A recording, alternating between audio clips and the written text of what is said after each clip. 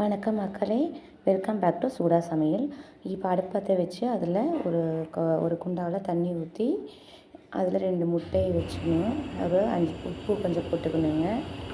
இப்போ ஒரு வானொலி வச்சு அதில் எண்ணெய் கொஞ்சம் ஊற்றி கொத்தமல்லி கொஞ்சம் சேர்த்திக்கணுங்க. சீரகம், மிளகு, கடலப்பருப்பு கொஞ்சம் சேர்த்திக்கணுங்க. அப்புறம் வரமிளகாய், கருவேப்பிலை இதெல்லாம் போட்டு ஃப்ரை ஆயிடுச்சு. இப்போது ஒரு தட்டத்துக்கு மாற்றிக்கலாங்க. அதுக்கப்புறம் ஒரு வானொலி வச்சுங்க. அதில் கொஞ்சோண்டு எண்ணெய் ஊற்றிங்க. இப்போ சூடாயிடுச்சான்னு பார்க்கலாங்க. சூடாயிடுச்சு. இப்போ இந்த நேரத்தில் என்ன பண்ணணும்னா, வெங்காயம் 1 கப் இருக்குங்க, அது சேர்த்திக்கலாங்க. பூண்டு ஒரு 10 பல்லு சேர்த்துக்கலாங்க. இப்போ நல்லா வணக்கி முடிச்சோடனே கொஞ்சம் தேங்காய் கொஞ்சம் ஆட் பண்ணி ஒரு கலரி விட்டுட்டு, கொஞ்சோண்டு மஞ்சத்தூள் கொஞ்சம் ஆட் பண்ணி அதில் ஒரு கலரி விட்டுறலாங்க. இப்போ நம்ம ஆல்ரெடி வறுத்து வச்சுருக்கோம் இல்லைங்களா கொத்தமல்லி, அதெல்லாம் பொடி பண்ணிக்கலாங்க. மிக்ஸி ஜாரில் போட்டு பொடி ஆயிடுச்சு. அதோடய இப்போ வெங்காயம் அதெல்லாம் வணக்கி வச்சுருந்தோம்ல, அதெல்லாம் ஆட் பண்ணி கொஞ்சம் தண்ணி ஆட் பண்ணி அதையும் கிரைண்ட் பேஸ்ட்டாக அரைத்து எடுத்துக்கலாங்க.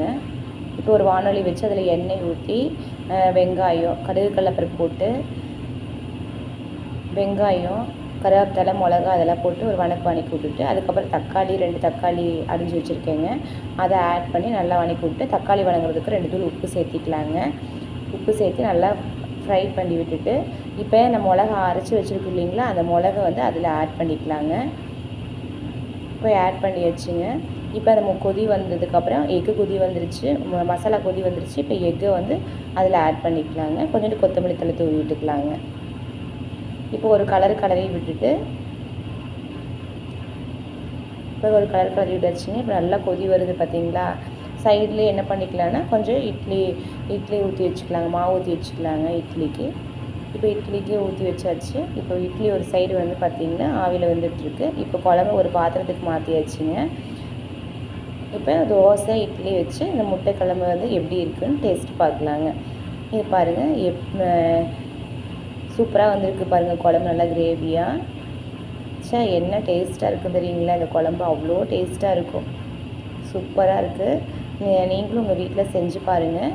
செஞ்சு பார்த்துட்டு எப்படி இருந்ததுன்னு எங்களுக்கு சொல்லுங்கள்.